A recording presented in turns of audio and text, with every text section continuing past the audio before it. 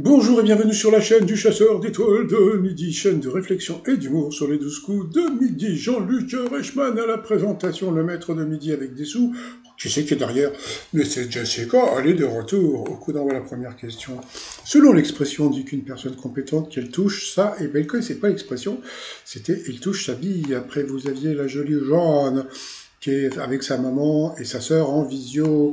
Quelle photo de profil séduit 14% des célibataires sur les sites ou applis de rencontre? C'était celle avec ses enfants. Ensuite, vous aviez, je crois que c'était Patrick. Quel boys band s'est reformé en 2023? C'était NSI. Voilà. Ensuite, vous aviez Tiffen, pareil, qui était venue avec sa famille en visio. Lors du premier tour de l'US Open, de quoi Gaël Monfils a-t-il plaint à l'arbitre? Eh bien, ça sentait le shit. Pour le maître de midi, dans quel jeu compose-t-on une phrase à plusieurs sans connaître les mots donnés par les autres? C'était le cadavre esquis. Voilà. Ensuite, quelle célébrité, non, pardon, quelle célèbre bande originale est fortement inspirée de celle de Crime sans châtiment, un vieux film avec Ronald Reagan? Eh bien, c'était Star Wars, c'était étonnant. Ils nous l'ont fait écouter. Il s'est passé un truc, je suis sûr que il va y avoir une polémique sur ce qu'il a dit, le Jean-Luc Reichmann. Donc sur cette mauvaise réponse, elle est passée au rouge. Qui dit rouge? A dit duel, elle a pris Tiffen duel, qui a eu une question évidente. Qui a chanté pendant 11 ans au sein des Baronnets, trio vocal spécialisé dans l'adaptation en français de tubes anglais et américains.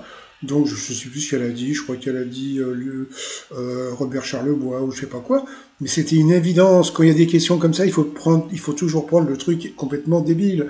Et le truc complètement débile, c'était René Angeli, et c'était ça. Donc voilà, c'était assez facile, hein. Il suffit de pas prendre un chanteur dans ce genre de truc. Ensuite, eh bien,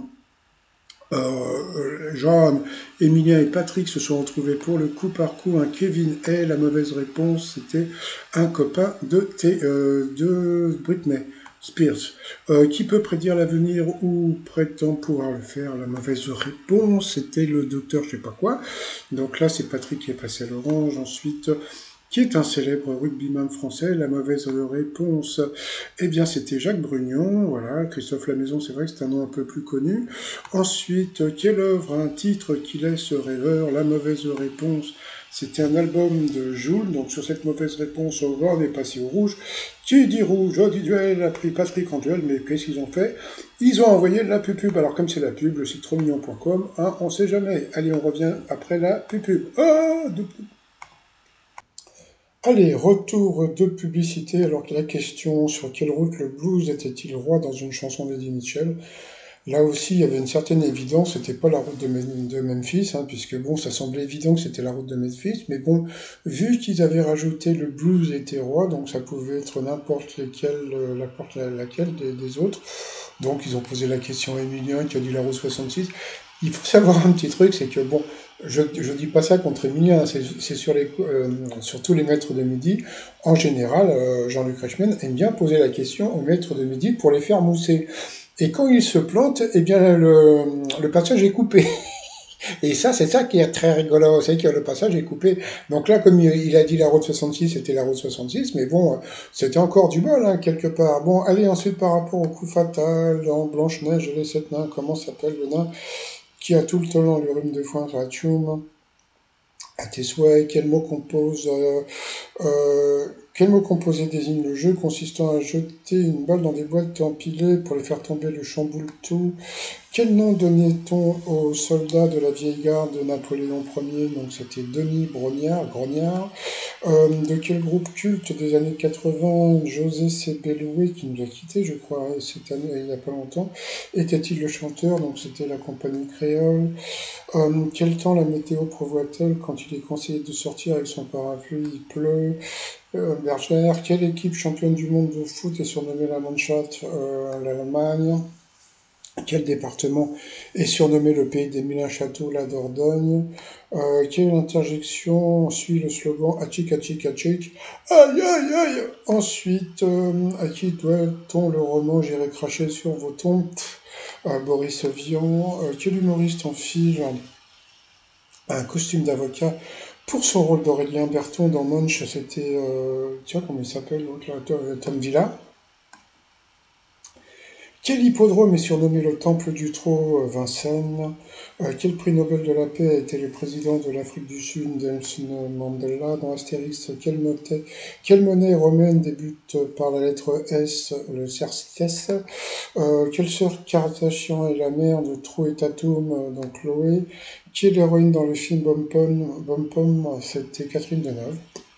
Ensuite, à quel paquebot français Michel Sardou a-t-il dédié une chanson? Elle ne savait pas.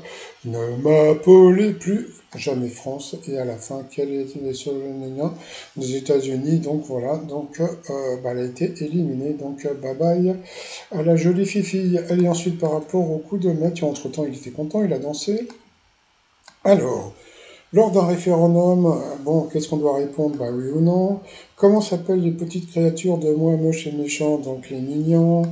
Quels animaux originaires de Madagascar font partie des espèces minimum et miniatures? C'était des mini-grenouilles, il l'a trouvé, mais comme l'a dit Jean-Luc Reichmann, il a eu de la chachate. Ensuite, selon la définition de l'UNESCO, ça c'était très intéressant comme question, combien de pages au minimum doit compter un livre pour être considéré comme tel? Eh bien c'était 49, donc il l'a eu dans l'Est, donc ça veut dire que quand je dois faire mon livre sur les 12 coups de midi, il faut qu'il y ait 49 pages. Qu'est-ce que tu veux que je raconte sur les 12 coups de midi pendant 49 pages? Je crois que je vais écrire en très très gros. Ça peut être super rigolo. Je vais écrire en très... Moi, je voulais faire un livre sur les 12 coups de midi, mais avec 12 pages. Mais bon, là, je vais être obligé de faire un 49 pages. Hein. Ensuite, que désigne le haricot dans l'expression une course sur le haricot? Eh bien, c'était pas la tête ni le zizi, c'était l'orteil. Donc à cause de ça, il a perdu 100 balles.